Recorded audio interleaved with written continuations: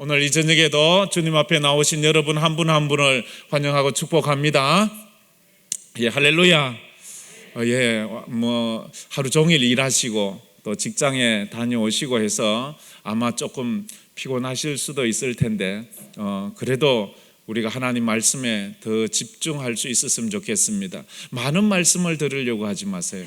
한 말씀, 우리는 말씀 한 자락이면 충분해요. 주님의 말씀 한 말씀만 잡으세요.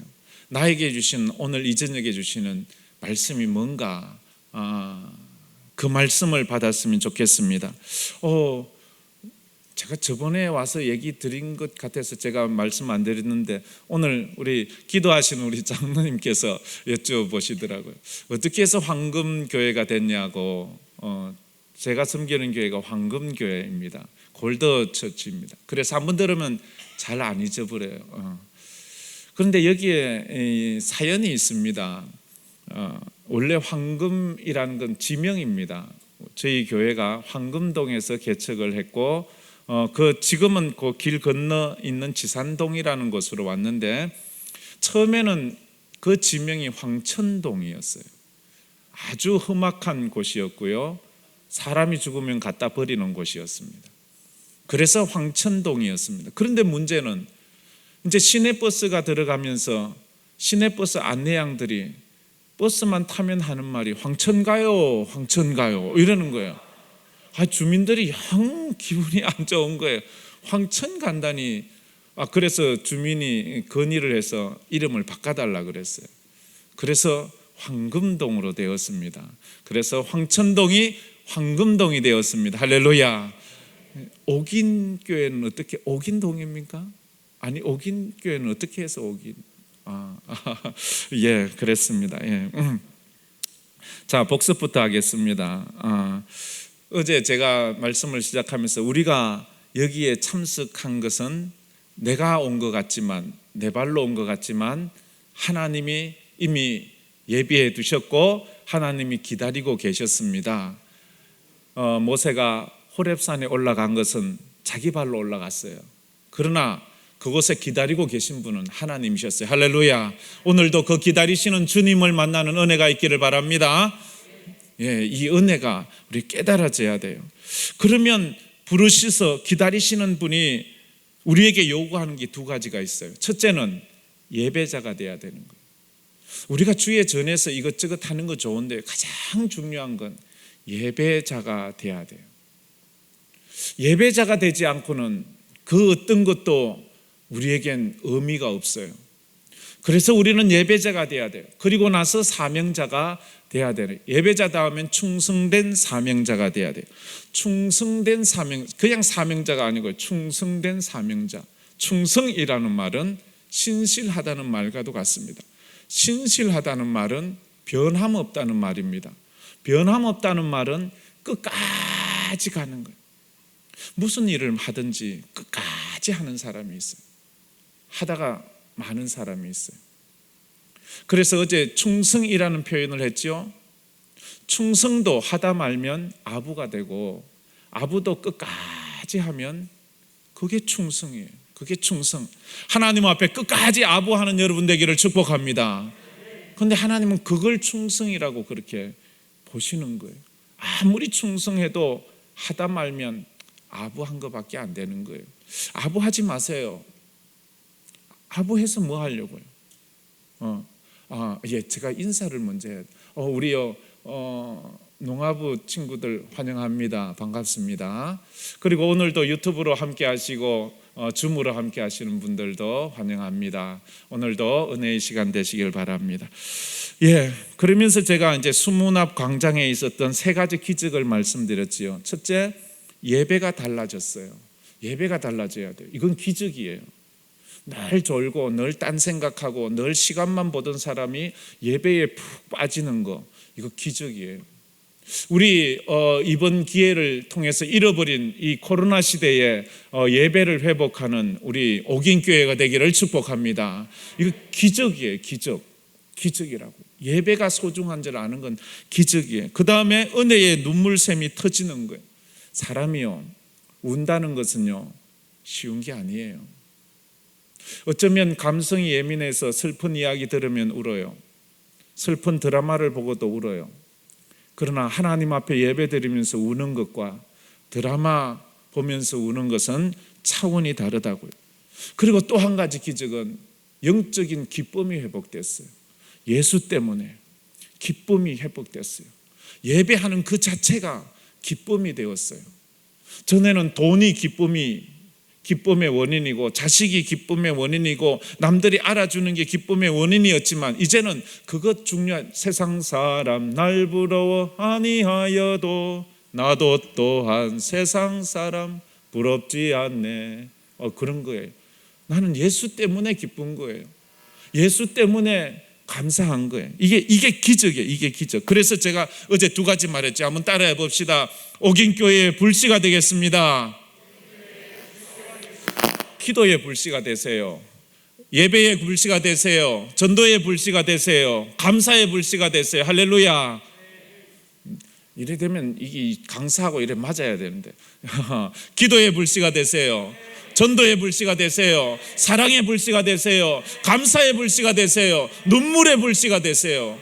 그러면요, 이게 이 영적인 것은요, 이게 전염성이 아주 강해요. 한쪽에서 회개를 하고 훌쩍거리면 이 순간 쫙 소낙비가 오듯이 쫙 가요. 이게요, 영적인 전염병이 한쪽에서 졸잖아요. 그럼 졸음이 짜라락 졸음이, 이게 영적인 거예요. 그런데 여기서 내가 불씨가 돼야지 축복의 불씨가 되세요. 은혜의 불씨가 되세요. 이건 내 말씀이야. 이건 내가 해야지. 내가 이 일을 내가 해봐야지 하는 그런 마음이 있어요. 또 하나 따라해 보세요. 옥인교회 주전선수가 되겠습니다. 주전이 되세요. 후보가 되지 마세요. 관중이 되지 마세요. 구경꾼이 되지 마세요. 내가 이 옥인교회를 위해서 주전선수가 돼야지. 주일학교를 위해 헌신하는데 내가 주전선수가 돼야지. 모든 일에 주전선수가 돼야 돼. 주전선수가 안 되고는 내가 뭐 할 게 없잖아요. 남들이 하는 거 보고 웃기나 하지 뭘 하겠어요. 그렇거든요. 연말이 되면 교회마다 다음 해에 직분자, 그러니까 수고할 주일학교나 성가대나 많은 교구나 뭐 여러 가지 부서마다 이 사역자들을 세운다고 분주합니다. 어느 교회에서 어느 해 연말에 성가대에서 담임 목사님에게 건의가 들어왔어요. 목사님, 우리 성가대에 안무개 집사님이 있는데 너무 엄치라서 우리가 너무 부르는데 힘이 드니까 저분을 딴 부서로 좀 옮겨주세요. 이렇게 건의가 들어왔어요. 그런데 차마 그런 말을 목사님이 할 수 없는데 또 자꾸 재차 누군가에게 건의가 들어왔어요. 그래 할 수 없어서 목사님이 그 집사님을, 엄치 집사님을 불러서 말씀합니다. 집사님, 그동안 성가대 몇 년 하셨어요? 하니까 예, 몇 년 했습니다. 아, 그렇군요. 수고를 참 많이 하시네요. 그러면 내년에는 혹시 주일학교에 가서 섬겨보지 않겠습니까? 아, 이래 말하니까 이 눈치가 빠른 이 집사님이 딱 알아듣고 누가 그런 말을 해요? 예. 누가 그 말했어요? 그럼 목사님, 아니 누가 한 말이 아니고 그냥 그랬으면 좋겠다. 아니요, 말해보세요 목사님. 그건 누가 그랬어요? 막 집요하게 물으세요. 그래 목사님이 할 수 없어서 한 두세 명이 그런 말을 했다고. 이러니까 이 집사님 목사님 너무 한다고 말이지. 나는 말이지 목사님 설교 못한다고 30명이나 되는 교인한테 말을 들어도 말 한마디 안 하고 있는데 목사님은 겨우 두세 명 말한 거 가지고 나한테 그 말하면 그거 말이 되냐고. 교회 일할 때요 좀 멘탈도 있어야 돼요. 그러나 교회 일할 때 걸림돌이 되어서는 안 돼요. 주전선수가 돼야지.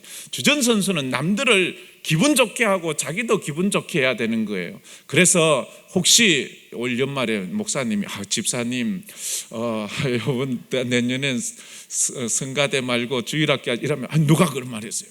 김 집사가 이가지 말고 내가 또 거기에 적성이 안 맞는갑다 이렇게 생각해야 된다 하는 것입니다. 할렐루야.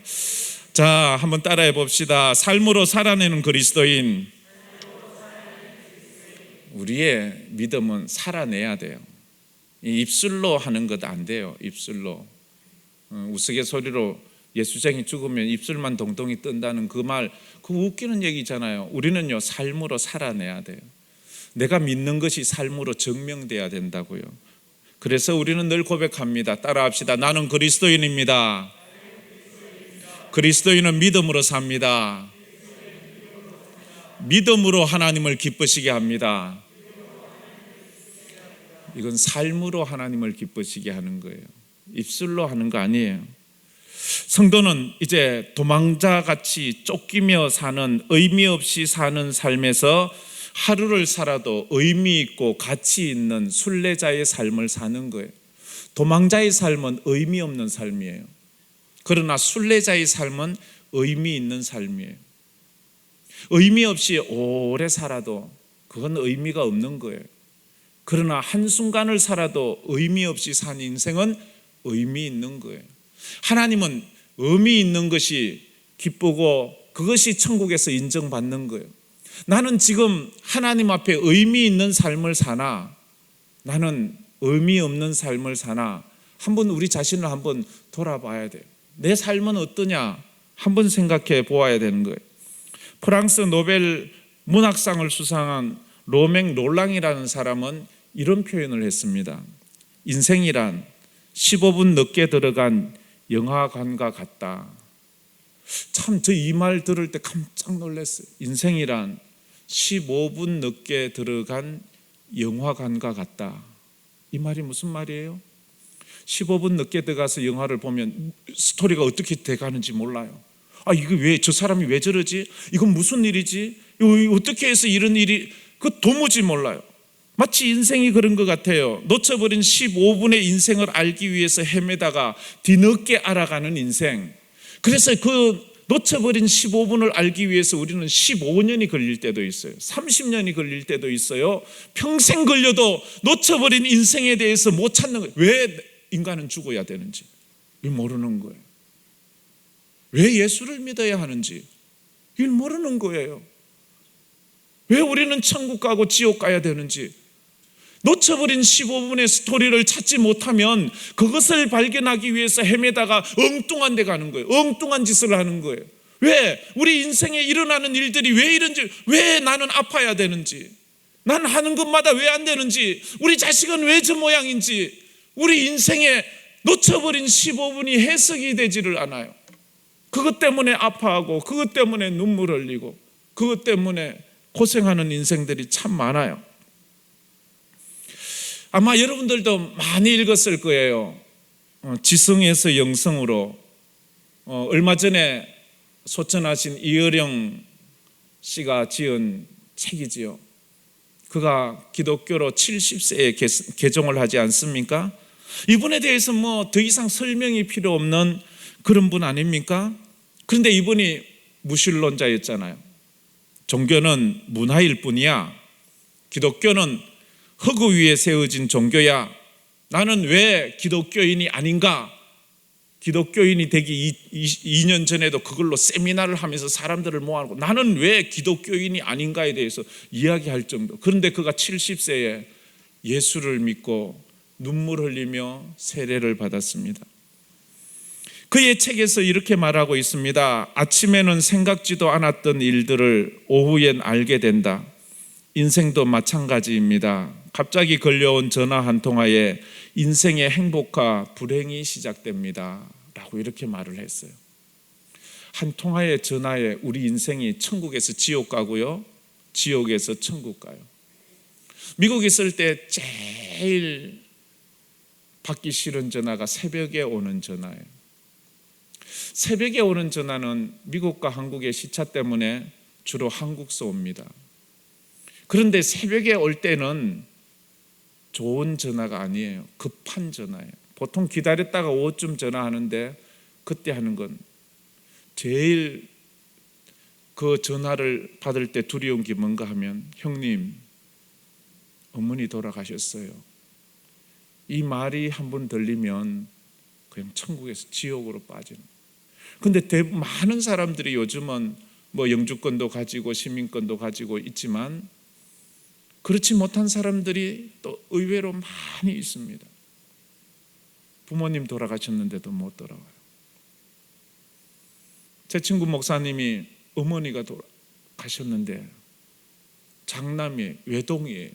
누나들만 있어요. 근데 어머니가 돌아가셨어요. 들어올 수가 없는, 들어오면 미국 못 가요. 비자가 없어서. 아이들 커서 학교 다니고 거기에서 기반을 닦고 있는데 오면 못 가요. 근데 어머니 돌아가셨잖아요. 가슴을 치면서 통곡을 하는 거예요. 한국에서는 그 사정도 모르고 이 불효막심한 놈, 이런 배은망덕한 놈 이렇게 말하지만, 그러나 그 당사자는 이 어떻게 할 수가 없는 거예요. 자식들 생각하고 자기 삶을 생각, 그냥 놔도 들어오면 이제 미국 못 가요. 그런 거예요. 어느 날 늘 잘 지내는 줄 알았던 이혜령 씨의 딸 미나 씨가 아빠에게 전화를 했어요. 이혜령 씨의 딸 미나 씨는 그 LA에서 청소년 담당 검사로 활동하다가 암에 걸렸어요. 그래서 수술을 받고 또 다시 병이 나서 또 재수술을 하고, 그렇게 암 투병을 하는 중에 그 미나 씨의 아들이 자폐증을 앓는다는 것을 알게 되었어요. 자폐증이라는 것은 ADHD잖아요. 그래서 이 아들이 자폐증을 앓으니까 이걸 고쳐주려고 그 LA의 모든 재산을 정리해서 하와이에 가면 자폐증 전문 학교가 있기 때문에 그쪽으로 하와이로 옮겨갔어요. 그 전문 학교에 아들을 넣어서 거기서 그 아들을 좀 고쳐보려고. 근데 그 자폐증 전문 학교에 들어가자면 테스트를 해야 되는데 테스트를 한 결과 이 아들은 그 학교에 들어갈 수 없는 상황이 되었어요. 그러자 그 이여령 씨의 딸 미나 씨가 그 자리 그 학교에 꿇어 앉아서 통곡을 하는 거예요. 우리 아들을 좀 학교에 넣어주세요. 우리 아들을 학교에 넣어주세요. 매일매일 눈물로 세월을 보내. 자기가 암투명하는 것도 힘든데 자기 자식의 자폐증을 보면서 어머니로서의 그 가슴 아픈 그 통곡을 하는, 하도 울어가지고 눈에 망막박리라는 병이 생겼습니다. 망막박리라는 것은 의사 선생님들도 있고 하니까 저보다 잘 알겠지만 망막이 찢어져서 장님이 되는 그런 병이랍니다. 더 이상 견디지 못해서 그동안 감추고 있던 것을 부모님에게 전화로 알렸어요. 이혜령 씨가 딸의 그 상황, 암 투병을 하고 암 수술하고 자기 손주가 자폐증 때문에 지금 하와이에 와 있고 자기 딸이 지금 망막병리로 실명되고 있다는 그 말을 들은 이혜령 씨 부부가 급하게 하와이로 갔어요. 하와이로 가보니까 상황이 이게 감당을 못해요. 딸이 설거지를 하는데 시력이 좋지 않아서 덜그럭 하다가 접시를 놓쳐서 또 깨버리고 하는 것마다 더듬 하는 그것을 보는데 이혜령 씨의 가슴이 막 찢어지는 거예요. 딸이 자기 방에 들어가서 또 기도해요. 그리고 그 눈으로, 실명돼가고 있는 눈으로 성경책을 읽는 것을 보면서 이혜령 씨는 막 너무 화가 나는 거예요.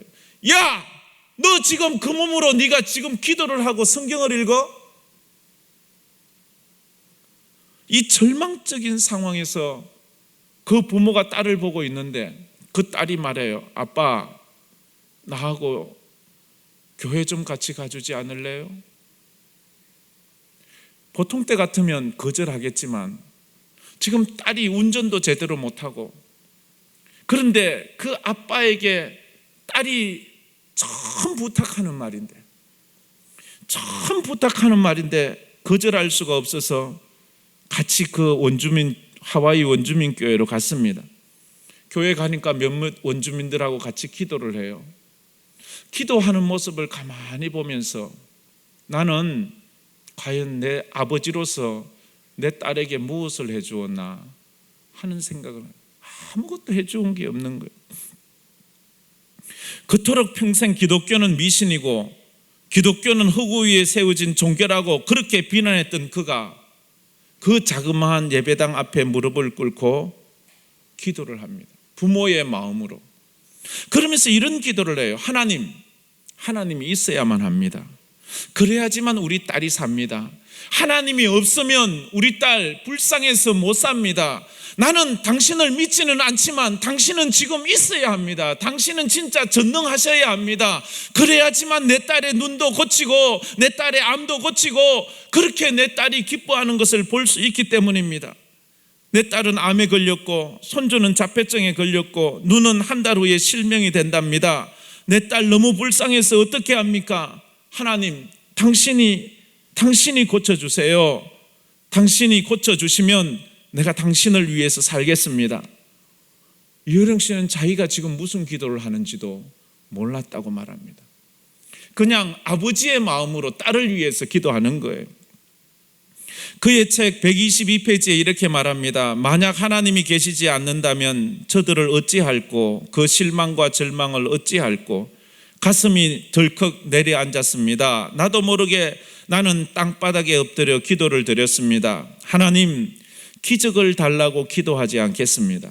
하늘의 별, 땅의 꽃들을 보는 것이 기적이 아니고 무엇이겠습니까? 매일매일 우리는 당신이 주신 기적 가운데 삽니다.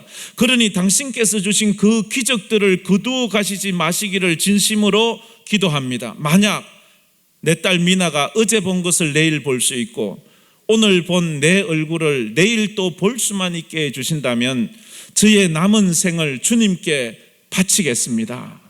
이렇게 그가 기록하고 있습니다. 미국 병원에서는 더 이상 치료 방법이 없대요. 눈 이걸 고칠 수가 없대요. 그래서 이효령 씨는 딸을 설득해서 한국으로 데리고 옵니다. 한국 사람들은 아주 손재주가 많아서 정밀하게 그 수술도 할 수 있으니까 한국에 가서 한번 검사도 받아보고 한번 치료 다시 해보자. 미국에서 병원 의사들은 안 된다고 하지만 가자. 그래 다시 한국에 데리고 와서 다시 눈 이 정밀 검사를 다 해보았습니다. 그런데 눈이 정상이래요. 아무 이상이 없어요. 미국에서 오진을 한 거래요. 그러면서 눈이 서서히 회복되더니 정상이 돼버렸어요. 평상시 같으면 이혜령 씨 자기가 하와이에 가서 자기 딸이 설거지하면서 접시를 깨고 운전도 제대로 하지 못하고 더듬더듬 길거리를 걸어가고 그런 삶을 자기 눈으로 확인하지 않았다면 자기도 그 말을 믿어들을 거예요. 이건 미국에서 오진해서 이런 거야. 네가 착각한 거야. 그런데 자기가 그것을 다 보고는 이것이 오진이라고 할 수가 없는 거예요.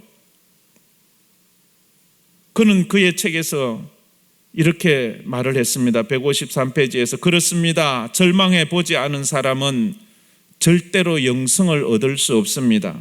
평생 누구에게도 무릎을 꿇지 않았습니다. 무릎 꿇고 세례를 받으면서 기쁨보다 고통을 느꼈습니다. 아이가 태어나면서 왜 우는지 세례를 받으면서 비로소 알았습니다. 비가 온 후에 무지개가 끼듯이 영적인 눈물을 흘려야만 아름다운 구원의 무지개를 경험할 수 있습니다. 하면서 그분이 세례를 받으면서 그렇게 울어요.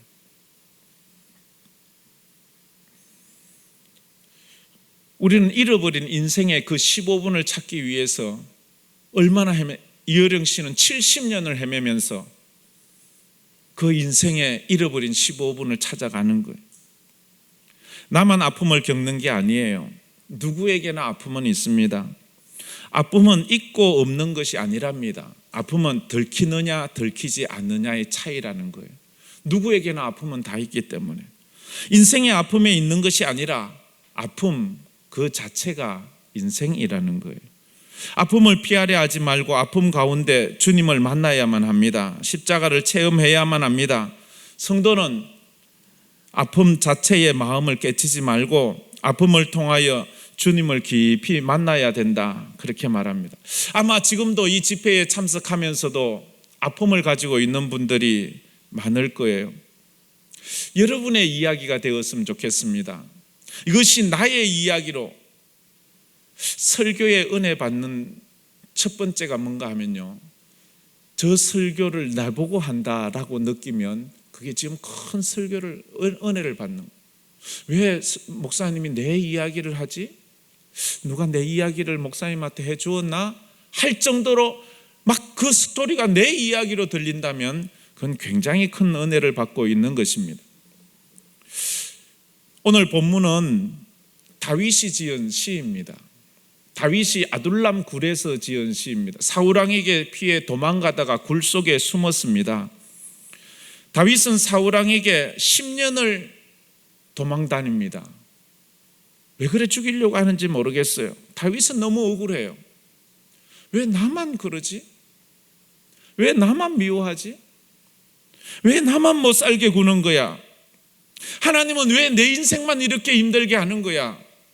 왜 나만 하는 게 되는 게 제대로 없어? 뭐든지 하나도 쉽게 그냥 넘어가는 게 없어. 정말로 자식 문제도 쉽게 넘어가지 않아. 집 사는 문제도 쉽게 넘어가지 않아. 인생 문제도 쉽게 넘어가는, 나는 남들은 쉽게 아이들 장가도 보내고 시집도 보내고 집도 사고 취직도 잘하고 이것도 남들은 아무 어려움 없이 하는, 왜 나는 할 때마다 무슨 일이 자꾸 일어나는 거야? 뒤늦게 샀는데 또 막 이래 은행 금리도 올라가고 되는 게 없는 거야. 다윗이 그랬어요. 다윗은 억울해서 막 견딜 수가 없는 거예요. 다윗은 지금 동굴에 들어가 있어요. 동굴이 뭐예요? 동굴과 터널의 차이가 뭐죠? 터널은 계속 가면 반대편에 길이 있는 거고, 동굴은 가도 끝이 뒤에 딱 끝이 있는 거예요. 근데 지금 다윗은 터널에 갇힌 것이 아니고 동굴에 갇혀 있어요. 동굴에 갇혀 있는 인생은 도망갈 길이 없어요. 거기에서 죽든지 어쨌든 거기서 살아남아야 되는데, 그런데 터널의 길을 원하잖아요. 성경에 보면 동굴인 인생이 터널로 바뀌어요. 그래서 그 동굴을 지나 반대쪽 터널을 지날 때 찬란한 빛이 보이고 더 하나님께서 준비하신 신천신지 복된 땅이 준비되어 있는 거예요. 여러분의 인생이 동굴에서 터널로 바뀌기를 축복합니다. 하나님, 내 인생을 지금 동굴 같은데, 지금 제가 몇 개월 아니 몇 년을 이 동굴 속에서 헤매고 있는데 주여 터널같이 빛을 보여주세요 라고 우리가 기도해야 하는 것입니다. 아둘람 굴 속에서 다윗은 탈출구가 없어요. 희망이 없어요. 발버둥 치면 칠수록 그 삶을 조여오는 고통만 더 심할 뿐이에요. 그래서 오늘 주제가 그렇잖아요. 도망자의 삶에서 순례자의 삶으로. 한번 따라해 봅시다. 도망자의 삶에서 순례자의 삶으로. 여러분들은 어느 편이에요? 도망자 편입니까? 순례자 편입니까? 많은 사람들이 도망자로 살고 있는 경우가 참 많아요. 제가 이제 미국에 좀 있었으니까 그 얘기를 좀 할 수밖에 없는데, 그쪽에 또 예가 또 많아서 도망자들이 많아요. 요즘은 정상적인 이민 생활을 하고 또 이렇게 부유하게 이민을 하는 분들이 많지만 70년대, 80년대 여기서 이민을 가는 사람들은 정말로 갈 때 100불 들고 가고요. 정말 그렇게 간 사람들이에요. 그리고 여기서 정치적인 핍박을 받아서 도망가듯 가고, 그런 사람도 있는가 하면 여기서 사기쳐서 도망간 사람 많고요. 여기서 사고 쳐서 도망간 사람 많아서 가서 자기 이름을 바꿔요. 한 번은 뉴스에 크게 나왔는데 15년을 살던 자기 남편이 경찰에 붙잡혔대요. 그래서 왜 붙잡혔나 가보니까 15년 동안 자기가 알던 남편이 아니에요. 그 남편의 본명이 딴 사람이에요. 15년을 남의 사람으로 살았는 거예요. 그 사람은 그렇게 도망자의 삶을 살아요. 많은 사람들이 이 땅을 살아가지만 막 도망치며 살아요. 도망자의 삶은 어떤 건가요? 도망자의 삶은요, 방향이 없어요. 목적이 없어요. 도망자는 뭐예요? 무조건 도망가는 게 삶이에요. 사람은요, 목적이 없어요. 방향이 없어요. 그냥 도망가요. 이 땅에서 어쨌든 건강에 붙잡히지 않으려고, 질병에 붙잡히지 않으려고 이 약 먹고 저 약 먹고 건강에 질병에서 도망가요. 가난에 붙잡히지 않으려고 이 비즈니스하고 저 비즈니스하고 남의 눈물 흘리든 말든, 이것이 정상적이든 비정상적이든 합법이든 비합법이든 이거 상관없이 그냥 가난하지 않으려고 도망을 가요. 가난해서 외롭지 않으려고 이 친구 만나고 저 친구 만나고 이 세상에서 외롭지 않으려고 어쨌든 이 모임에 가고 저 모임에 가고 이 개 모임에 가고 저 개 모임에 가고, 그래서 자기가 외롭지 않으려고 도망다니는 사람들이 의외로 얼마나 많은지 몰라요. 예배당도 그래서 온 사람이 많아요. 예배당도 그래서 와서 신앙생활을 하는데 도망자처럼 목적이 없어요. 방향이 없어요. 그냥 사람들이 나만 알아주면 되는 거예요. 도망자의 삶에서 참 불쌍한 게 뭔지 알아요? 믿을 사람이 없다는 거예요. 저놈이 나 고발하면 나 잡혀 죽는데, 도망자는요 믿을 사람이 없어요. 저놈이 나 고발하는 거 아니야? 자기 부인도 못 믿어요. 부인을 못 믿어요. 그래서 부인에게 생활비에 아무것도 안 주고 돈도 자기만 챙기고요, 못 믿어요. 이거 가지고 도망갈까 봐. 절대 부인 이름으로 뭘 안 해줘요. 가지고 도망갈까 봐. 세상에 부인을 못 믿으면 세상에 누구를 또 믿겠어요? 아무도 안 믿는 거예요. 세상에 믿을 놈 없다. 나만 오직 자기만 믿고 사는 거예요. 자기만 믿고 사는 거예요. 그런 사람은요 물어봐요. 당신은 지금 어디 있나요? 도망자는요 자기가 어디 있는지를 몰라요. 왜냐하면 자기도 자기가 어디까지 도망갈지도 모르니까 그냥 이리 뛰고 저리 뛰고 저리 뛰다 보니까 어쩌다가 여기 와 있지, 여기가 어딘지를 모르는 거예요. 여러분들은 지금 여기가 어딘가요? 여기가 여러분들의 삶의 마지막 지점이기를 주의 이름으로 축복합니다. 여기서 하나님 만나고 여기서 축복받고 여기서 인생의 의미 있는 삶을 살다가 여기서 하나님 부르시는 날 가세요. 나는 또 몰라, 내 인생 어디로 튈지 몰라. 나는 또 여차하면 또 튈 거야. 여차하면 튈 거야. 옛날에 그런 사람 많았잖아요. 북한이 쳐들어오면 여차하면 튄다고 막 금괴 훔쳐놓고 감춰놓고 막 이래서 튈 준비를 하고 있는 사람은 자기가 지금 어디로 갈지 몰라요. 여차하면 어디로 갈 건데 몰라. 먼저 걸리는 비행기 타고 가는 거예요. 그냥 인생을 그래 살지만. 지금 다윗이 그래요. 다윗은 아무런 방향도 목적도 없어요. 그냥 사울이다 이러면 튀어라 이러면 동서남북 갈 게 없잖아요. 그냥 튀는 거예요. 그냥 군사 없는 쪽으로 튀는 거예요. 그 세월을 사는 게 얼마나 고통스러워요. 믿을 인간이 없는 거예요. 내가 어디로 가야 될지 모르는. 쫓기는 삶은 영혼까지 지치고 탈진하고 번아웃 되는 거예요. 지치고 탈진된 도망자의 삶에는 탈진되면요 기쁨이 없어요. 평안이 없어요. 의욕 상실이 없어요. 얼마나 고통스러운지 몰라요. 나는 갈 길 모르니 주여 인도하소서. 어디 가야 좋을지 나를 인도하소서. 어디 가야 좋을지 나를 인도하소서. 어디 갈지를 모르겠어요. 누구를 만날지도 몰라요. 어떻게 해야 될지도 몰라요. 여러분, 현대인들은요 너무 교회를 자주 옮겨요. 그러면 신앙의 성장이 없어요. 자주 옮긴 나무치고 거목이 되는 게 없어요. 거목은 한 자리에 오래 있을 때 거목이 되는 거예요. 여러분들이 이곳에서 옥인교회 거목이 되기를 축복합니다. 살아남는 자가 강한 사람이잖아요. 강한 사람이 살아남는 게 아니고, 믿음의 기둥은요, 기둥은 오래 버티는 사람이 기둥이 되는 거예요. 그런 거예요. 쫓기는 삶에는 성장이 없어요. 이리 뛰고 저리 뛰면 스트레스 받으면요 동물도요 키가 안 자라요. 몸이 안 자라요. 그래, 몸이 안 자라요. 이 스트레스를 너무 많이 받아서 그래요. 광야 이스라엘의 삶이 그랬어요. 가나안을 향하여 출발할 때 그들은 순례자였어요. 가나안, 하나님의 복지의 땅, 그곳으로 가는 그들은 순례길을 시작한 것이었어요. 그런데 어떤 지점에 와서 그들은 도망자가 되고 말았어요. 도망자로서 어디를 가야 될지 모르는 거예요. 어떻게 살아야 될지를 모르는 거예요. 누구에게 도움을 청해야 될지도 모르는 거예요. 주님께서 여전히 그들과 함께 하고 있는데 그들은 그들의 주님과 함께 순례자가 아니라 도망자처럼 살아요. 구름기둥 불기둥 속에 살아요. 만나를 날마다 먹으면서 살아요. 그 은혜로 살고 있으면서도 그들은 순례자가 아니라 도망자로 살고 있어요. 오늘도 예배를 드려요. 주님 앞에 기도도 드려요. 주님의 은혜라고 말을 해요. 그런데 내 삶은 늘 쫓기고 살아요. 도망가며 살아요. 의미 없이 살아요. 내가 왜 사는지를 모르고 살아요. 그건 아니에요. 우리가 하나님 앞에서 다시 한번 물어봐야 돼요. 늘 제자리 걸음이에요. 돌고 돌고 돌아도 제자리. 성장이 없어요.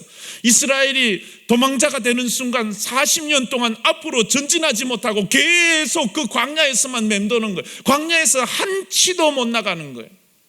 이제 도망자의 삶을 접고 순례자의 삶으로 나아가야지 내 인생에 전진이 있는 줄 압니다. 할렐루야. 전진해야 돼요. 한 걸음이라도 전진을 해야지 성장하는 거지. 작년이나 올해나 어제나 오늘이나 코로나 전이나 코로나 후나 신앙의 성장이 하나도 없어요. 예배의 성장도 하나도 없어요. 기도도 변하지 않아요. 늘 그게 뭔지 알아요? 예배당 안에 있으면서 도망자로 사는 거예요. 성장 없이 사는 거예요. 의미 없이 사는 거예요. 의미 없는 예배만 드리고 있는 거예요. 그냥 우리가 보람된 인생을 살아야 되는데 그냥 그렇게 사는 거예요. 여러분은 도망자입니까? 순례자입니까? 삶을 정신없이 살아온 것 같은데 남은 게 없어요. 내 인생 진짜 의미 있었나? 우리가 잘 아는 해밍웨이, 노인과 바다를 지었지요. 퓨리츠상을 받고 노벨 문학상까지 받은 그입니다. 노인과 바다는 그의 인생을 이야기했다고 덜 말합니다. 어느 날 평생 바다에서 어부로 살던 그 노인이 자기 인생에 한번 큰 고기를 한번 잡는 게 소원이에요. 그래서 배를 타고 바다 멀리 나가서 큰 고기와 사투를 하면서 막 정말로 그것과 싸워서 몇 날 며칠을 싸우면서 결국 잡았어요. 너무 커서 배에 올리지를 못해요. 배 옆에다가 그 물고기를 둘둘둘 말아 묶었어요.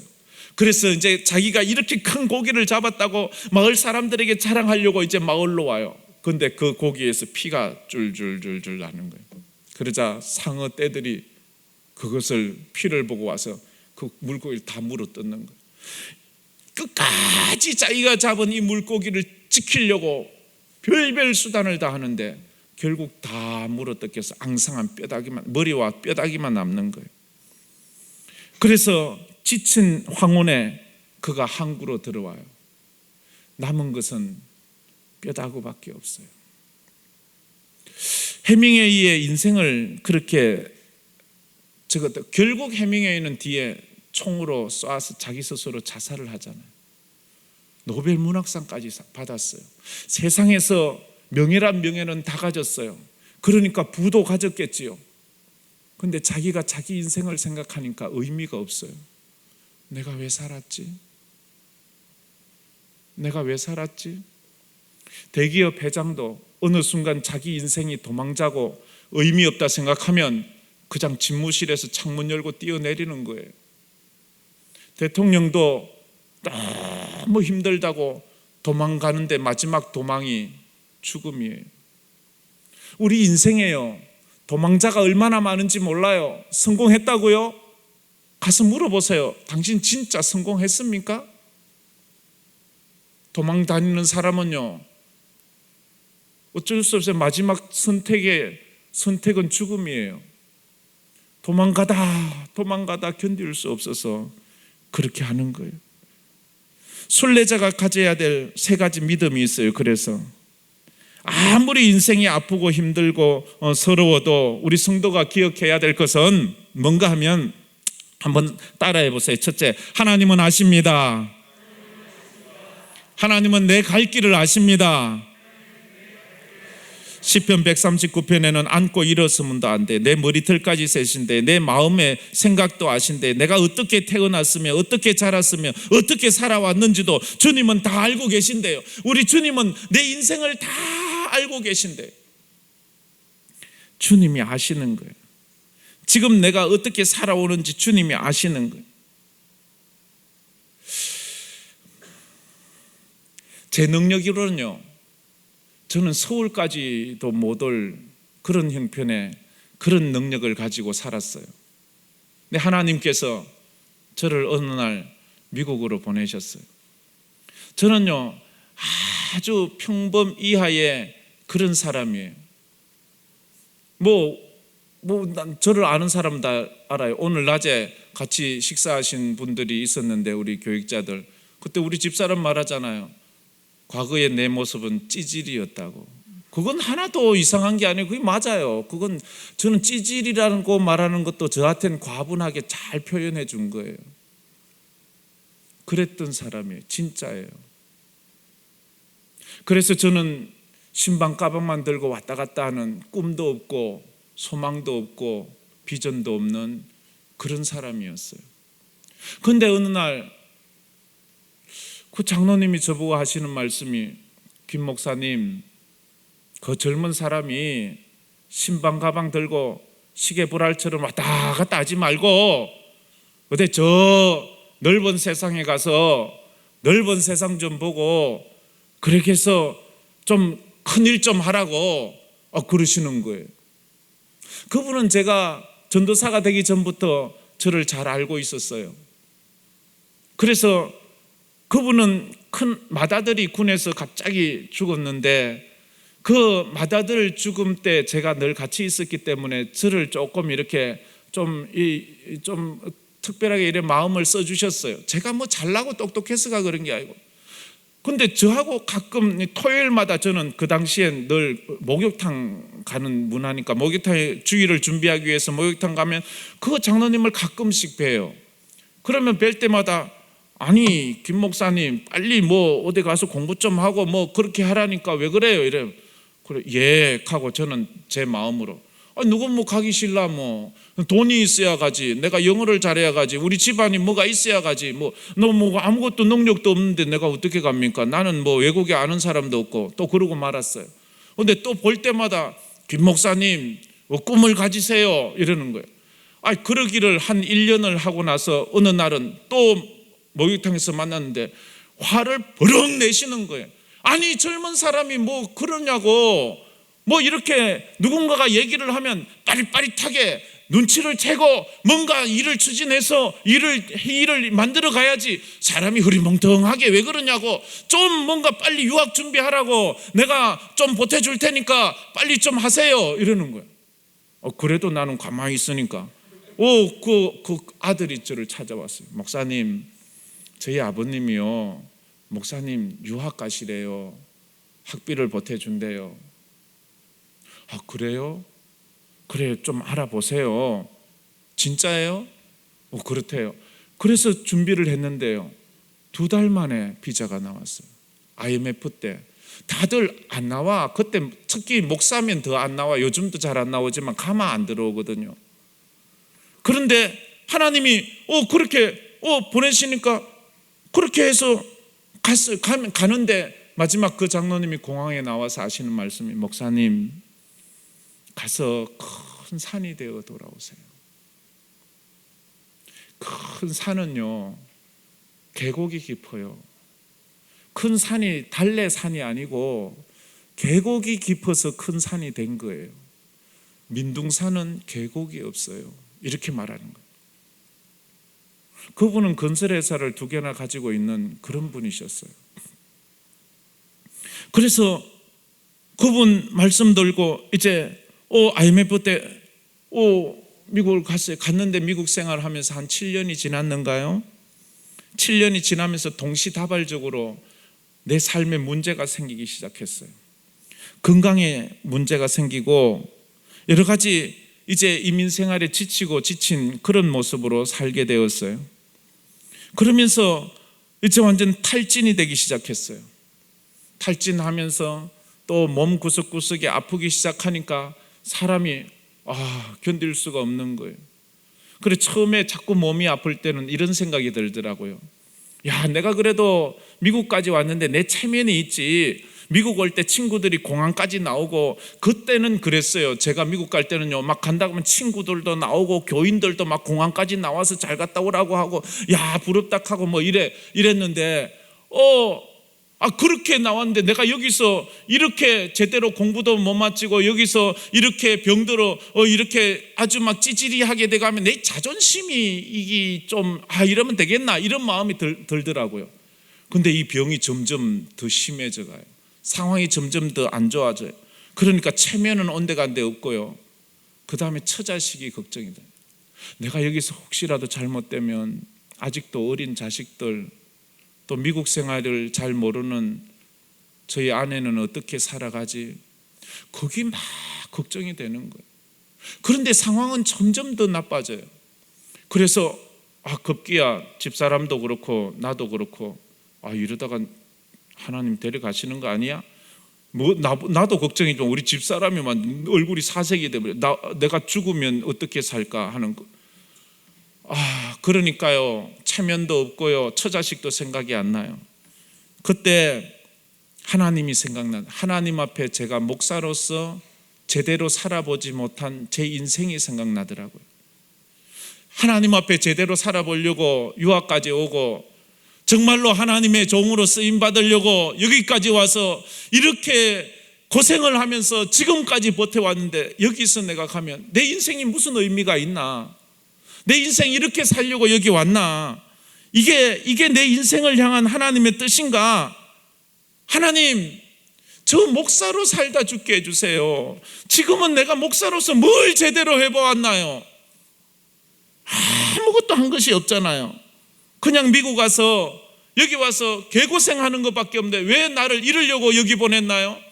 그러면 처음부터 나를 보내지나 말지요. 왜 나를 여기에 보냈나요? 그렇게 제가 그것이 생각나니까 서러워서 못 견디겠어요. 내가 이렇게 살려고 여기 왔나? 내가 목사인데 목사로 살다 죽어야지. 내가 목사로 살다 죽어야지. 그러면서 제가 전에도 한번 이야기 드린 것 같은데 저는 미국 가서 배운 게 있어요. 신학을 배운 게 아니에요. 저는 영성을 배운 것도 아니에요. 제가 배운 것은요, 인생을 배웠어요.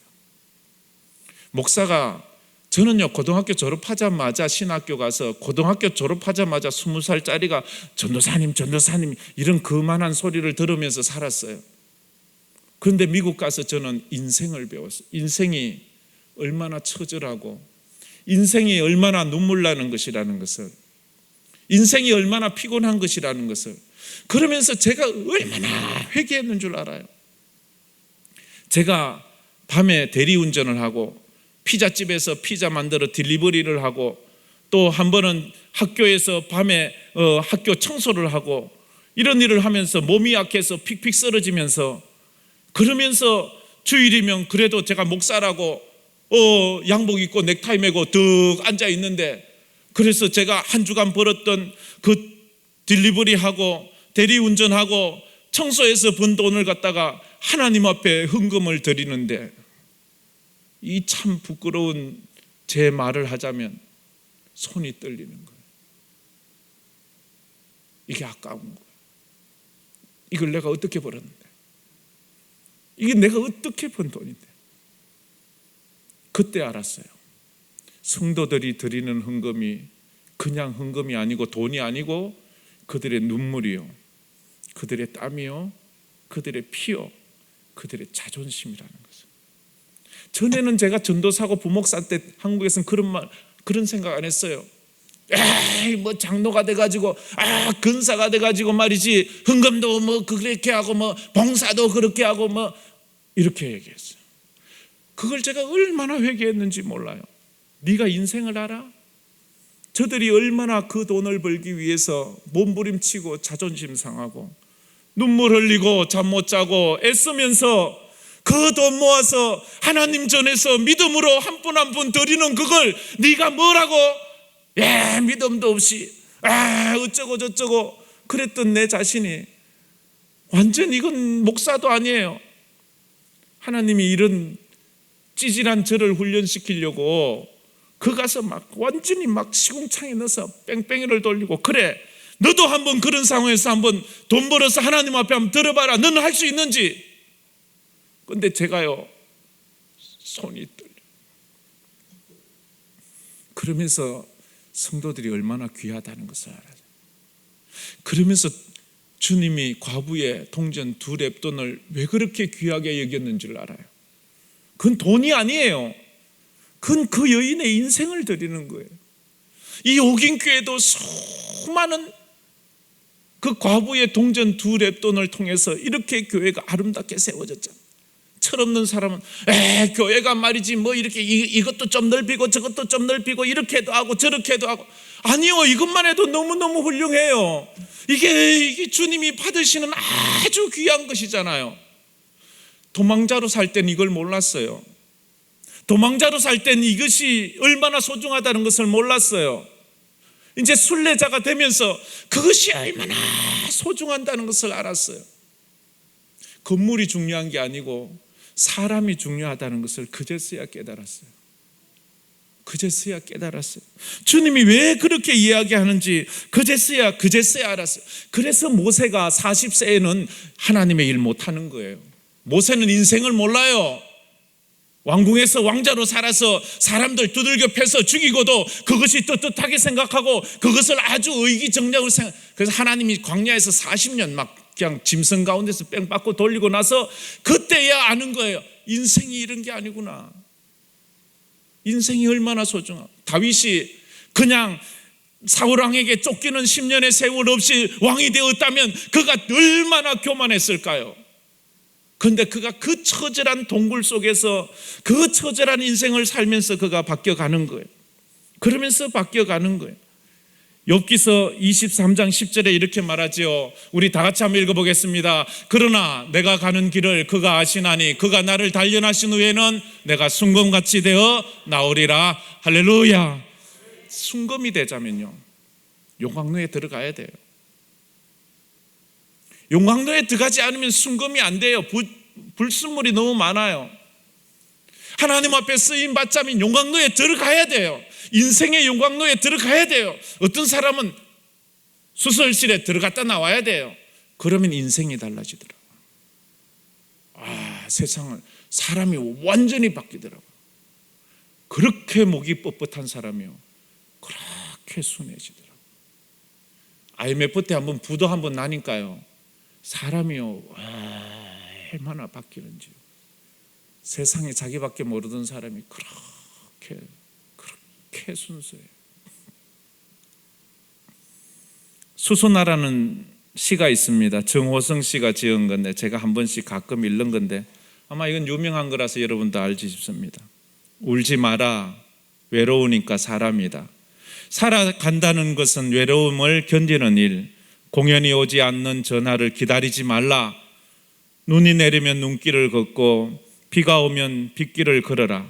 갈대숲에서 가슴 검은 도요새가 너를 보고 있다. 울지 마라, 외로우니까 사람이다. 새들이 나뭇가지에 앉아서 우는 것도 외로움 때문이고 그대가 물가에 앉아 있는 것도 외로움 때문이다. 산 그림자도 외로워서 하루에 한 번씩 마을로 내려온다. 종소리도 외로워서 울려 퍼진다. 울지 마라, 외로우니까 사람이다. 살아간다는 것은 외로움을 견디는 일. 그대 울지 마라, 외로우니까 사람이다. 순례자는요, 순례의 노래를 부르면서 나아갑니다. 여러분의 삶에 억울함이 있습니까? 서러움이 있습니까? 꿀꺽 삼키세요. 그리고 견디세요. 버티세요. 왜? 주님이 아십니다. 따라해 봅시다. 주님이 아십니다. 예, 그래요. 서럽고 아픈 인생의 성도는 두 번째로 어떻게 살아야 될까요? 서럽고 아프지만 주님이 아시니까 내 사정 아시는 주님께 부르짖는 거예요. 주님은 내 사정 아시잖아요. 제가 미국 유학 시절에 가장 많이 불렀던 찬양이 이거라 했죠. 아시지요,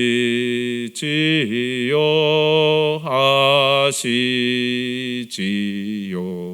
아시지요, 주님 아시지요, 아시지요, 아시지요, 주님. 아마 다윗도 이 찬양이 있었다면 많이 불렀어요. 너무 서러워요. 누구도 알아주지 않아요. 너무너무 속상해요. 그런데 끝까지 자기를 죽이려고 해요. 다윗은 생사의 갈림길에서 기도하면서 버티는, 부르짖으면서 버티는 거예요. 부르짖으면서 버티는 거예요. 주위에서 믿음 없는 소리를 합니다. 그 기도한다고 돼? 네가 기도해서 된 게 뭐 있어?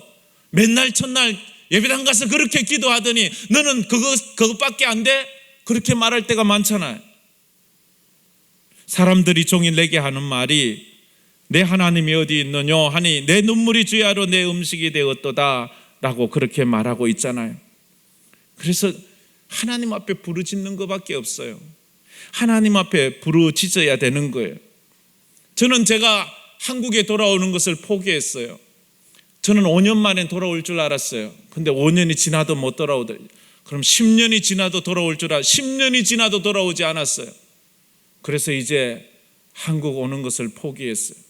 15년이 지나도 뭐 그곳에서 이제 점점 자리를 굳히고 살았어요. 근데 17년이 되니까 하나님이 부르시더라고요. 그래서 오게 되었어요. 성도는 어떤 상황에서도 기도를 포기하지 말아야 합니다. 왜? 성도는 밥심으로 사는 사람이 아니고 기도 힘으로 사는 사람입니다. 우리는 그것을 믿는 사람입니다. 할렐루야. 그래서 기도하자는 거예요. 기도밖에는 우리가 버틸 힘이 없어요. 하나님 앞에 서러움의 마음을 쏟아놓고 우리의 마음을 토해내야 되는 거예요. 사람이 상한 음식을 먹으면 그 상한 음식을 토해내야 돼요. 안 토해내면 식중독 걸려 죽을 수도 있어요. 그처럼 우리 인생에 상한 것들이 우리 가슴을 가득 채우고 있으면 이것을 기도로 쏟아내야 돼요. 하나님 앞에 토해내야 돼요. 자식 문제 토해내고 인생 문제 토해내고 서러운 문제 토해내야 돼요. 근데 사람들이요 안 토해내요. 보면요 가슴에 눈물이 가득 차 있어요. 현대인들 치고 가슴에 눈물 없는 사람 없어요. 한번 가서 툭 건드리면 막 그저 막 쏟아치는 사람이 거의 대다수인데도 안 그런 척하고 나는 괜찮은 척하고 남아있어요. 여러분 가슴에 있는 그 응어리진 그 눈물샘을 터뜨려야 돼요. 그래야 낫는 거예요. 울어야 사는 거예요. 안 울으면 병이 되는 거예요. 그게 속에 있는 상한 음식을 토하듯이 우리가 그것을 다 토해내야 돼요. 그래야지만 되는 거예요. 눈물이 기도가 되게 하세요. 그때 그 눈물이 기도가 될 때 하나님이 움직이기 시작하는 것입니다. 할렐루야. 내일 일은 난 몰라요. 우리 이 찬양 알죠? 우리 이 찬양 한번 불러봅시다. 내일 일은 난 몰라요. 하루하루 살아요. 불행이나 요행함도 내 뜻대로 못해. 험한 이 길 가고 끝은 없고 고네요. 주님 예수 발레미사. 내 손 잡아주세요. 내 손 잡아주세요. 내일은 난 몰라요. 장래일도 몰라요.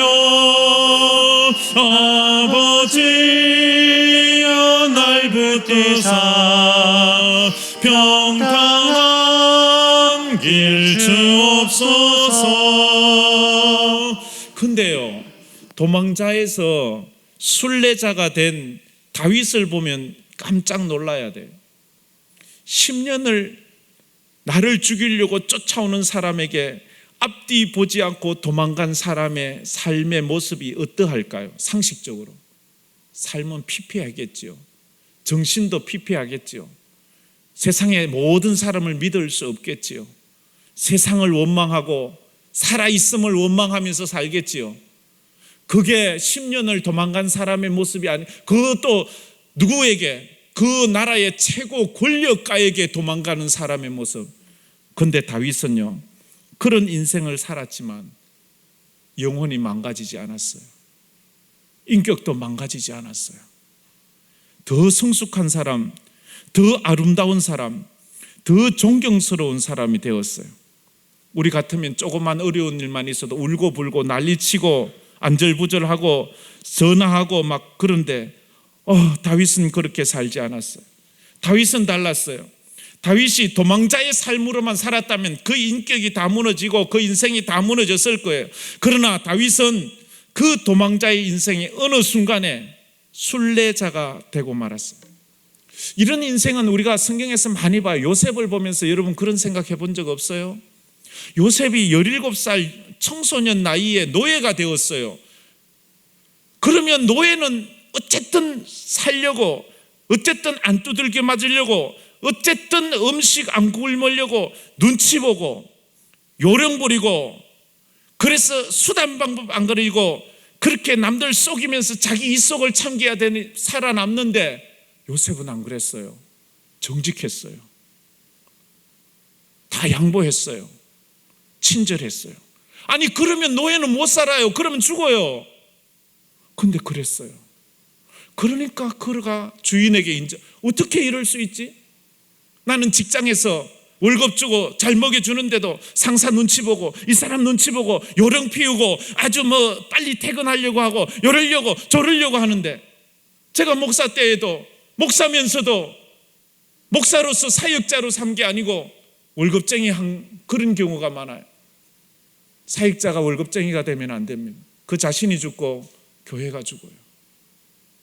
근데요, 성도들이 직장에서 월급쟁이가 되면 안 돼요. 거기서 순례자가 돼야 돼요. 근데 월급쟁이로 그저 내가 돈을 받으니까 그냥 부정해도 다 눈 감고 잘못해도 오냐오냐 하고 그렇게 하는 건 다 도망자예요. 그런데 요셉은 거기서 또 감옥에 갇혀요. 감옥에서 갇혀 있으면서도 그는 어떻게 살아남으려고 별별 수단, 거짓말, 아부 뜨는 것이 아니라 믿음으로 사는 이런 순례자의 인생을 사는 거예요.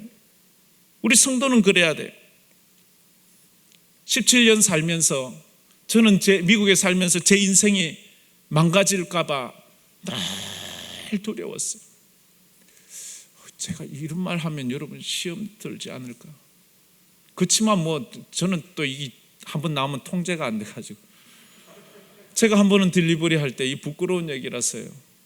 멕시칸 집에 피자를 갖다 주러 갔어요. 피자 딜리버리는요, 받는 그 수당은 되게 작아요. 45전 1시간에 한국 돈으로 5,60원, 5,600원 그리고는 팁으로 살아요. 팁으로. 어떤 집에 가면 1불도 주고, 어떤 집에 가면 25센트도 주고, 어떤 집에 가면 10불도 주고, 어떤 집에 가면 100불도 주고 이래요. 그게 막 천냥지째, 그게 월급보다 더 많아요. 그런데 그 집에 피자를 갔는데 어린 아이가 봤는데요, 피자 값은 9불 얼마인데 얘가 20불짜리를 주는 거예요. 그래서 내가 주길래 이거 어떻게 체인지 거슬러 줄까? 이렇게 하니까 이거 가지래요. 그래, 가지래요. 그러니까 난 팁인가 하고 받았어요. 근데 내 생각에도 얘가 뭘 모르고 했지 싶은데 주니까 그냥 덥석 받아버렸어요. 그냥 내가 목사인데도. 근데 내가 피자집에 오니까 주인이 인도 사람이었는데 그 엄마가 전화를 했대요. 왜 네 딜리버리가 우리 피자 그거 돈을 다 가지고 갔냐고, 가지고 오라고 이렇게 전화. 날 보고 왜 당신 그거 돈을 받아왔냐고, 갖다 주라고 이런 거. 아니 난 그 사람 주길래 가지고 왔는데 이러니까 아니라고, 갖다 주라고. 그때 막 얼마나 부끄러운지요. 지금도 그만 설교 그만하고 가고 싶어요.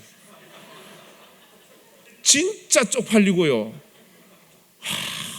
내가 그때 짐작했는데 이게 욕심이 나서 10불이면 10,000원이잖아요. 그게 욕심이 나서 목사가. 저도 이런데 요셉은 왜 이렇게 믿음을, 이러니까 복 받지요. 이러니까 복 받을 수밖에 없지요.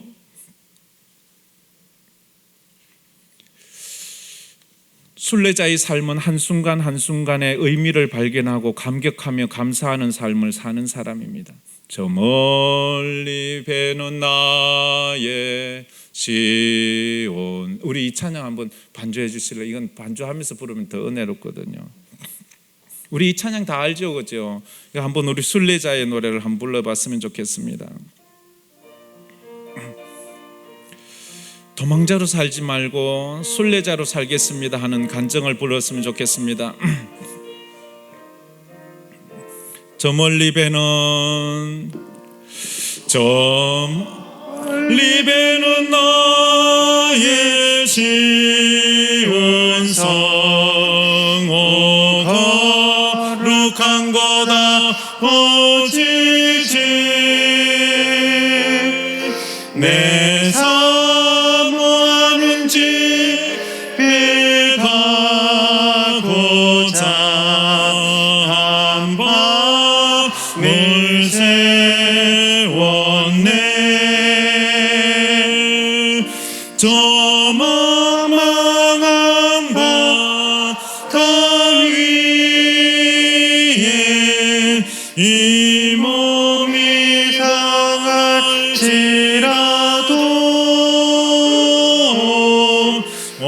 오늘은 이곳 내일은 저곳 주 복음 전하리니. 아멘. 근데 다윗이 쫓기는 삶에서, 도망자의 삶에서 순례자의 삶으로 바뀌게 된 이유가 뭘까요? 저는 두 가지라고 생각을 합니다. 첫째는 상황과 환경을 해석하는 생각이 바뀌었어요. 지금의 나의 삶을 해석하는 생각이 바뀌었어요. 그래서 해석에 따라서 인생이 기쁠 수도 있고 슬플 수도 있어요. 생각이 바뀌면 말이 바뀌어요. 말이 바뀌면 행동이 바뀌고 행동이 바뀌면 인생이 바뀐다고 하지 않습니까?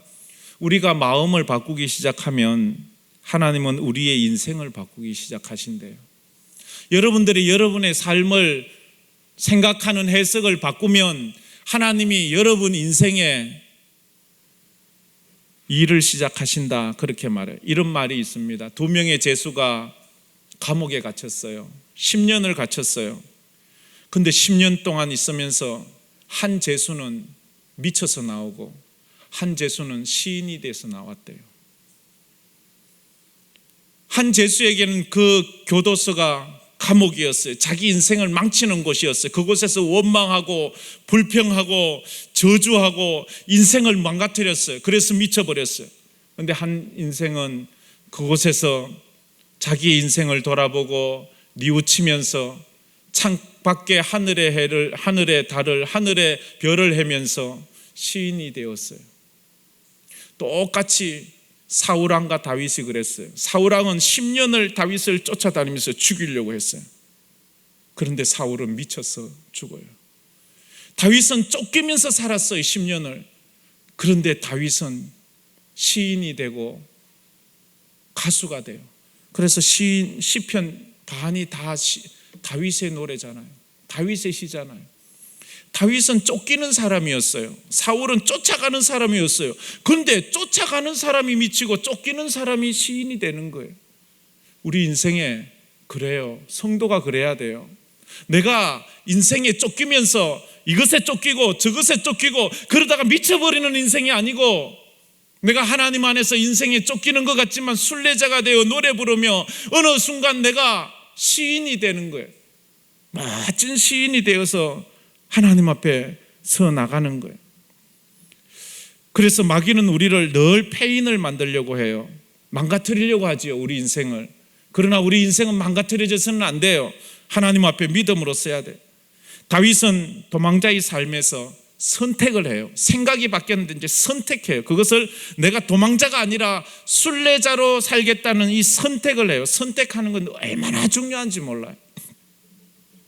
여러분도 잘 아는 시가 있지 않습니까? 로버트 프로스트가 지은 가지 않은 길이라는 그런 시가 있거든요. 저 시를 제가 제 임의로 조금 몇 개를 수정하면서 한번 적어 보았어요. 이런 시입니다. 노란 숲속에 두 갈래 길이 있었다. 나는 두 길을 다 가지 못하는 것을 안타깝게 생각했습니다. 그날 아침 두 길에는 사람이 밟은 흔적이 없는 낙엽이 쌓여 있었습니다. 오랫동안 서서 한 길이 꺾여진 데까지 멀리 바라다 보았습니다. 그리고 나는 더 아름다워 보이는 다른 길을 택했습니다. 내가 택한 길에는 사람이 걸은 자취가 적어서 풀이 자라 있었습니다. 나는 다음 날을 위해 한 길을 남겨두었습니다. 길은 길에 연하여 끊임없이 이어지므로 내가 다시 돌아올 것을 의심하면서 훗날에, 아주 먼 훗날에 나는 어디선가 한숨을 쉬며 이야기할 것입니다. 숲속에 두 갈래길이 있었다고. 나는 사람이 적게 간 길을 택하였는데 그것이 내 운명이 되었다고. 저는 제 운명이 된 세 번의 사건이 있습니다. 제가 신학교에 간 것입니다. 도저히 신학교에 가리라고 생각도 못한 사람이 신학교에 가면서 제 인생이 두 갈래로 나누어졌습니다. 그러면서 또 하나의 두 갈래 길을 만나는데 유학을 가는 것이었습니다. 그리고 마지막 세 번째는 다시 한국으로 돌아오는 것이었습니다. 인생은 선택이에요. 내가 어느 길을 선택하느냐에 따라서 도망자가 되기도 하고 내가 순례자가 되기도 합니다. 이제 여러분, 코로나 이후에 여러분은 선택해야 합니다. 나는 계속해서 도망자로 살 것인가, 코로나에 도망가면서 마스크 끼고 이리 뛰고 저리 뛰고 도망만 다닐 것. 지금까지 우리는 다 도망 다녔어요. 교회도 많이 도망 다녔어요. 그래서 예배도 못 드린 적이 많았어요. 이제는 도망자가 아니라 순례자로 사는 은혜가 있기를 주의 이름으로 축복합니다. 하나님이 그것을 원하시는 거예요. 이제 직분자가 되었으면 무리해서 제자가 된 사람은 도망자가 아니라 순례자가 돼야 돼. 제자가 됐는데도 여전히 도망자로 살아서는 안 돼요. 제자가 되었다면 이제 순례자의 삶을 살면서 하나님의 영광을 위하여 쫓아가는 그런 인생을 살아야 되는 것입니다. 상황이 내 운명을 바꾸어 주지는 않아요. 내 믿음이 나의 인생을 바꾸어 주는 거예요. 상황이 내 운명을 바꾸었다고 말하지 마세요. 그 순간 내 믿음이 내 운명을 바꾸어 나를 순례자로 만들었다고 고백하세요. 다윗의 상황이 다윗을 그렇게 만든 것이 아니라 그 상황에서 다윗이 믿음으로 선택하고 행동한 것이 그 다윗의 인생을 만들어 그렇게 위대한 사람을 만들어 갔습니다. 그 인생을 우리가 깨닫기를 바랍니다. 사도 바울도 다메섹 도상에서 예수를 만나서 그 인생의 선택을 합니다. 너 예수를 따를래? 예수를 핍박하는 자로 살래? 예수를 따라가는 자로 살래? 예수를 핍박하는 자로 살래? 그는 그 즉시 예수를 따라가는 제자의 삶, 순례자의 삶을 선택했고 그것이 바울의 인생을 만들어서 바울의 운명이 되게 했습니다. 여러분도 먼 훗날 이 노래를 부르는 우리 이 옥인교회 모든 성도 되기를 주의 이름으로 축복합니다. 한번 마지막으로 한번 다 같이 한번 따라해 봅시다. 무리의 삶에서 제자의 삶으로, 다시 한번 도망자의 삶에서 순례자의 삶으로 그렇게 사는 여러분 되기를 축복합니다. 우리 한번 기도했으면 좋겠습니다. 기도할 때 우리 다 같이 머리 숙여 보지 않겠습니까? 우리 어제 말씀과 오늘 말씀을 연결해서 우리 한번 기도했으면 좋겠습니다. 어제 제가 무리의 삶에서 제자의 삶이 자자고 했습니다. 유행 따라 여론 따라 살아가던 우리가 이제는 주님의 뜻을 따라 말씀 따라 살아가는 인생이 되자고 그렇게 말씀을 드렸습니다. 그것이 우리가 제자가 되는 길입니다. 제자가 되기 위해서는 예배자가 되어야 됩니다. 은혜의 눈물을 흘려야 합니다. 영적인 기쁨을 회복해야 합니다. 그래서 옥인교회의 불씨가 되어야 됩니다. 이제 우리가 도망자의 삶에서 순례자의 삶으로 바뀌게, 지금까지 여러분 쫓기고 있지 않습니까? 돈에 쫓기고 빚에 쫓기고 사람에게 쫓기고 건강에 쫓기고 인생에 쫓기고 살지는 않습니까? 이제 그 쫓아오는 것들을 뿌리치십시오. 나는 이제 순례자로 살랍니다. 저 하늘을 바라보며 천성을 바라보며 믿음으로 살게 해주옵소서. 그런 은혜를 위해서 기도하고 우리 옥인교회를 위해서 한번 기도합시다. 세우신 담임 목사님을 위해서 성령 충만할 수 있도록, 이 교회가 성령 충만한 교회가 될 수 있도록 직분자들에게 그 직분에 합당한 영성과 믿음과 은혜와 능력을 허락하여 달라고 기도하고, 이 교회에 있는 모든 예배가 정말 하나님 앞에 뜨거운 예배가 되고 은혜와 정말로 치유와 기적과 변화가 일어나는 예배가 되게 해달라고, 우리 아픈 부위가 있으면 아픈 부위에 손을 얹고 한번 기도. 하나님, 이 손을 얹어 싸우니 주님의 손으로 안수하여 주시고 내 인생 고쳐달라고. 인생에 문제가 있는 사람, 자녀에 문제가 있는 사람 가슴에 손을 얹고 주여 나를 불쌍히 여겨달라고 우리 주여 한번 부르짖고 다 같이 통성으로 기도하며 나가겠습니다. 주여. 아버지 하나님 감사합니다. 오늘도 이 저녁에 저희들이 주님 앞에 나왔습니다. 주의 말씀을 들어봅니다. 아버지 하나님, 도망자로 살아가던 우리들에게 주님은 말씀합니다. 도망자가 되지 말고 순례자가 되라고 말합니다. 도망자로 살지 말고 순례자로 살아라 말합니다. 그러나 여전히 우리의 삶은 이리 쫓기고 저리 쫓겨서 우리의 삶이 의미 없는 삶으로 살아갑니다. 지금까지 너무 의미 없는 삶을 살았습니다. 가치 없는 삶을 살았습니다. 주여, 주여, 우리를 불쌍히 여겨 주시옵소서. 주여, 우리를 아버지 하나님 붙잡아 주시옵소서. 그래서 이제는 아버지 우리가 아니라 제자가 되고 도망자가 아니라 순례자의 삶으로 살아갈 수 있는 저희들 되게 하여 주시옵소서. 아버지 하나님, 그래서 우리 인생에 주님 앞에 섰을 때에 아버지 하나님 앞에 부끄럽지 않은 모습으로 나아갈 수 있는 저희들이 되게 하여 주시기만을 주여 간절히 빌고 원합니다. 아버지 하나님 도와주시옵소서. 쫓기는 인생에는 방향도 없고 목적도 없고 아버지 하나님 세상에 믿을 것이 없는 탈진된 상태에서 살아가고 성장하지 못한 인생을 살아가는데 아버지 하나님 이제 주님 앞에서 나아가게 하시고 우리 인생에 언제나 주님이 우리의 삶을 아신다는 것을 우리가 알고 나아가게 하여 주시기를 원합니다. 주님이 아신 우리 인생, 주님 손에 맡겨진 우리 인생으로 아버지 하나님이여 걸어갈 수 있는 저희들 되게 하여 주옵소서.